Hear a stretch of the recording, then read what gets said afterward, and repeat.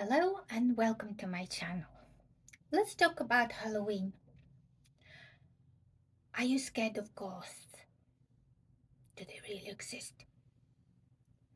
There is a philosopher whose theory may or may not help answer that question.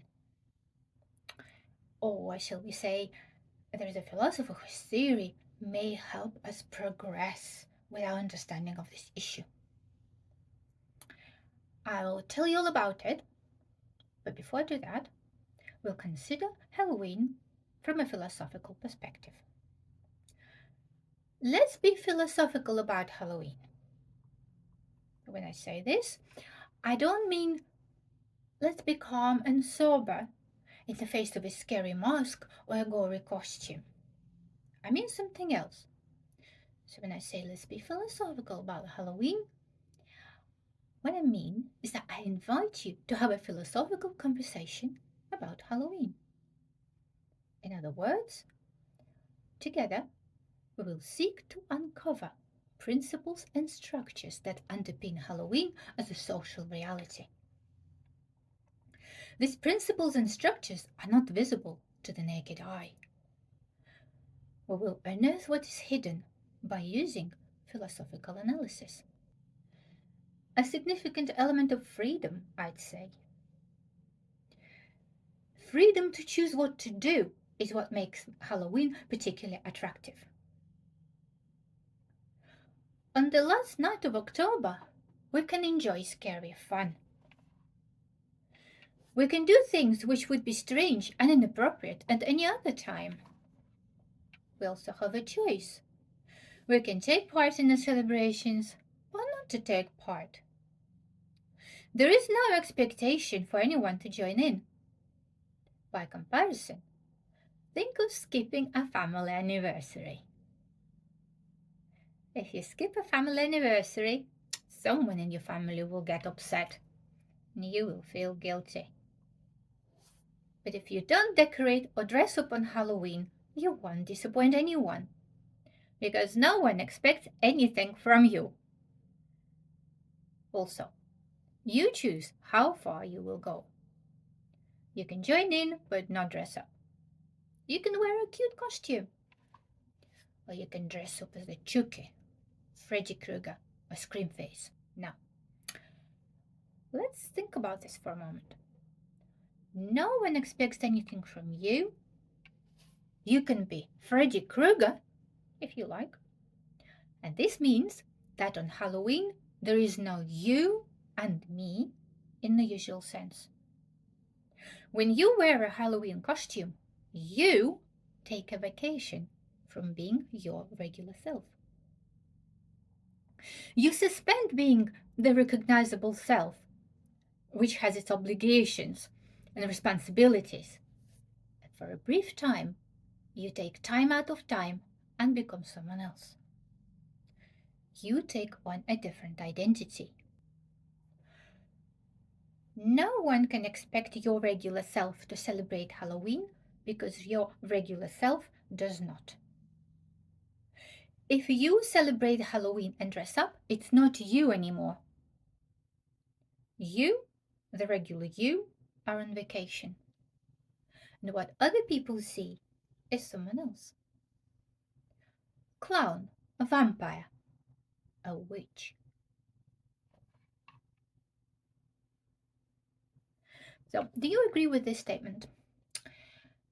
I cannot be expected to celebrate Halloween because when I celebrate Halloween, it is not I who celebrate, but an assumed persona. Let me know what you think. Do you agree with this? Or can you see an error? It is so-called existential fear or existential dread. According to existentialist philosophers, this deep-seated dread is part of being human, because humans know their fate. Existentialist philosophers tell us that humans fear non-existence, among other things. Non-existence means death. So many Halloween costumes are themed around death. Non-existence, understood as death, is manifested as scary characters zombies, moving corpses, the Reaper. Drawing on existentialism, we can say that on Halloween we confront the deep-seated fear of nothingness. We confront non-existence. We confront non-existence by presenting it as something tangible, as a manifestation of something scary. Next, we deal with this manifestation. We face it. We wear a scary Halloween costume. And this way, we confront what we fear by becoming what we fear. I fear death. I wear the Reaper's costume, and I become the Reaper. I am the manifestation of nothingness, which I made into something. And now that I am that something, I can change it from within. And I change it from within by transforming something scary into something funny. And I'm not scared of it anymore because it's funny. To sum up, we assume the identity of what we fear. We fear non-existence, aka death. So we give it identity, present it as a death-related character, and then we become it via play. Why would I fear Dracula if I'm a Dracula myself? And I'm happy to wave to Mummy and Werewolf, who came to the same Halloween party. Watching horror films fits in with this view as well.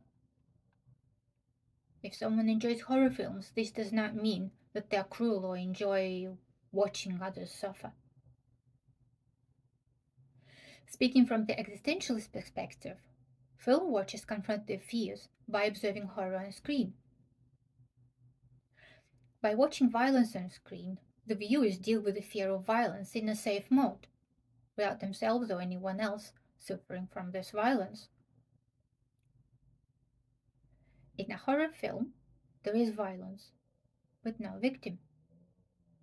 There is no victim because we know that actors do not really get hurt. And this means, among other things, that it is not morally wrong to enjoy a violent film. That said, if we take existentialist philosophy seriously, it can leave us with a sense of hopelessness. Existentialist philosophers create the impression that human life is dominated by the struggle to overcome the realization of human mortality. Being human is a curse. But on Halloween, when we confront our fears by decorating and dressing up, we have fun. We laugh. And there is a theory that treats the ability to laugh as exclusively human capability. This idea belongs to the French philosopher Henri Bergson. Bergson does not discuss fear or dread, but he has written a book about laughter. So, if existentialists demonstrate that being human is a curse, Bergson talks about human existence as a blessing. Existential dread is a private experience. It stems from personal reflections of life and death. Laughter, on the other hand, is a social gesture. According to Bergson, laughter serves a social function. It puts a person right in the middle of a social experience. Now, importantly for our conversation, laughter requires a temporary detachment from emotions. We laugh at situations or behaviors when we view them from an intellectual standpoint, not from an emotional standpoint. And people resort to humor as a coping mechanism in a tragedy or misfortune. So humor helps to overcome negative emotions. And if we take this idea on board, then this explains why on Halloween we combine scary with funny. We confront fear with fun. And by doing this, we overcome the existential dread and cheat death. So laughter is a collective experience where we have fun together, We overcome the doom and gloom that haunts us when we're alone. One of the scariest Halloween images is the image of the Reaper, the skeleton. However, if we study Hegel's lectures on the philosophy of religion, we'll realize that, in this case, the fear is misplaced. When Hegel writes about early forms of religion, he points out that the skeleton, the bones, are the lasting part of the dead. In the context of early religion, bones are immortal. Hegel calls bones the immortal material part of the dead. And from this perspective, bones, skeletons, and skulls are not meant to be scary. They're supposed to be comforting and reassuring objects. Objects that demonstrate that some part of a person survives death. Now, speaking of surviving death, we attribute this ability to ghosts.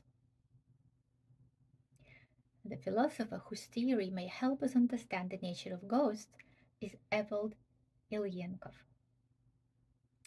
However, this part of our conversation will not be about entities draped in bedsheets floating around. It might be scarier than that. Now, what is relevant to our discussion is that Ilyenkov writes about human-made objects. And the key idea is this. When a human-made object is created, the design of the object, which is the result and part of the designer's reasoning, is lodged in the object and gains independent existence as the ideal component of the manufactured object. The word ideal in this context means non-material. What is this about? Let's say there is a table. The table is made of wood. But this wood is not just a random piece of timber. It has a specific shape. The shape of the table is not arbitrary or accidental. The table has a specific function. The function is encoded in the table design. The design existed in an ideal form before the table was made. Ideal meaning non-material. When the table came into existence, the design became part of it. This means that the designer's thought was transplanted into the object. The manufactured table exists separately from the designer and manufacturer, but bears the designer's intention and thought. Now, listen to this. So when we see a table in real life, we are in the presence of another person's rational thought, even though the person who generated that thought is absent. You see where I'm going with this? There is a rational thought that exists separately from the person. Its existence, independent from the person, is possible because there is a material host, the table, that bears it as its design. Now you can say that a table is just a table, nothing else. You can say that making a table involves the person's thought, but after the table is made, it's just pieces of wood stuck together. And you can say that it's up to us to use this object according to a specific function. And you can say that there is no human presence, no rational thought involved. It's just an inanimate object. Okay, let's try something else. Can you imagine walking through the woods? You feel alone, and suddenly you see a bench. And when you see the bench, you no longer feel completely alone. Something has changed. Or what changed? You're in the presence of an object made with intent, following a design with a purpose in mind. It also involves an invitation. It's a bench, you can sit on it. Human thought is there, it's present, and you understand it. An invitation to sit down is part of it. You recognize this and either accept by sitting down or decline by walking past. The person who made the bench is gone from the scene, but their thought lingers behind. You may respond to this thought with gratitude. You're tired and it's nice to sit down. Or you may be angry at the person who had made the bench if it wasn't made properly. Bad design, for example. Too narrow, too high, not comfortable. You interact with the thought that was left behind. If this was a tree trunk that had fallen over rather than a bench manufactured with intent, you would not be angry. Let me give you another example. Imagine this. You decide to review your collection of books and let go of those that you don't need.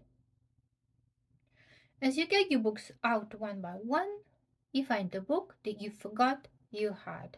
You read the title. The Reader's Digest book of strange stories and amazing facts.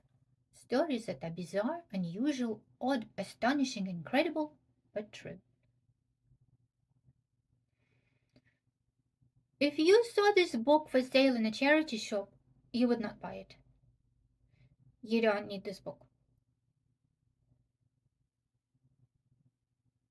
If you keep it, you will probably never have time to read it. It takes valuable space in your home. You think that you should let it go. But you don't, because the book is good. It is full of interesting information. It was written 50 years ago. It's a time capsule. It tells about people's views of the world, their interests, concerns, and their vision of the future. In the section The World of Tomorrow, there is an image of a moving pavement and the caption that explains how the people of the 70s saw city life in the future. It says, in cities of the future, pavements may well be replaced by 10-mile-per-hour integrators, swiftly carrying people to work and shops without the misery of the rush hour jams. Fascinating. You still don't need the book. You try to give it away, but no one wants it. It's bulky and heavy, and people don't want clutter. The only way to free your bookshelf from this book is to destroy it. But the thought of destroying this book horrifies you. You feel guilty even thinking about it. So you put the book back onto the shelf. Now, this is what happened to me. I found this book and put it back on the shelf. What is going on here? I want to be free from this book, but I cannot free myself from it. I feel compelled to look after this inanimate object. I cannot disobey this instruction. This is why I put the book back. You know what I'm going to say next? The book is a haunted object. The author's and editor's thoughts permeate the inanimate thing. But the authors and editors are not here. I don't know whether they're alive, but their thought is present. And it has an effect on me. This lingering thought is like a ghost. Maybe it is a ghost. Not an individual disembodied consciousness, but a fragment of conscious activity that exists independently, lodged in a human-made object. The human-made object is its host. And if this is so, and we are surrounded by ghosts, we live in haunted houses. Our entire world is haunted. Other people's thoughts are ghosts that tell us what to do. But if I do what ghosts want me to do, this means that I am possessed? Robert Graves wrote about ghosts. He said, ghosts seem to be events rather than things or creatures. But if ghosts inhabit objects created by humans, if ghosts are thoughts of the object's creators, then are the events Or maybe they are states that persist rather than events that unroll. Let me know what you think. But this happens all the time, not just on Halloween. This is scarier than an entity that wears a shroud. I need to stop now before I scare myself to death. Happy Halloween!